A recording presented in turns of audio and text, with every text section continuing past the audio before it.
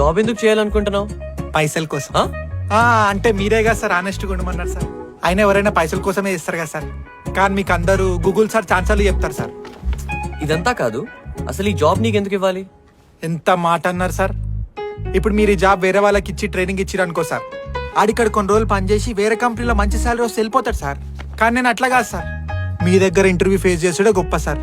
ఇంకొక కంపెనీలో interview face చేసే దమ్ము ధైర్యం నాకు లేదు సార్. ఈ కంపెనీ ఉన్న రోజులు ఇన్నే ఉంటా సార్. మళ్ళీ మీ కొడుకులు వస్తారు కదా సార్ ఇంటర్వ్యూ తీసుకొని, అప్పటిదాకా ఇన్నే ఉంటా సార్. బేసిక్గా నేను చెట్టులా అంటాను సార్. ఒక్కసారి వచ్చి పాతిపోతా తప్ప మళ్ళీ బయటికి వెళ్ళి పని ఉండదు సార్. ఇది కూడా మీకు బెనిఫిటే కదా sir. Tell me about any achievement of yours. ఒక్కటి కూడా లేదా? అంటే ఉన్నాయి సార్, కాకపోతే మీకు చెప్తే మీరు ఎట్లా రియాక్ట్ అవుతారని భయం అవుతుంది సార్. ఇప్పటి వరకు ఇన్ని దారుణాలను తట్టుకున్నా, ఇది కూడా తట్టుకుంటా చెప్పు. అంటే ఒక్కడనే ఒక ఫుల్ బాటిల్ మొత్తం తాగిన సార్. అన్ని బ్రాండ్లు కవర్ చేసిన సార్. నేను దాగని మందు లేదు సార్ మార్కెట్లా. ఇది అచీవ్మెంట్స్ సార్. మీ ముందు చెప్తున్నా కాబట్టి మీరు దాన్ని తీసి పడేస్తున్నారు సార్. అదే మా ఫ్రెండ్స్ ముందు వీటికి మస్తు అవా ఉంది సార్. మీకు అర్థమైతలేదు. హవా.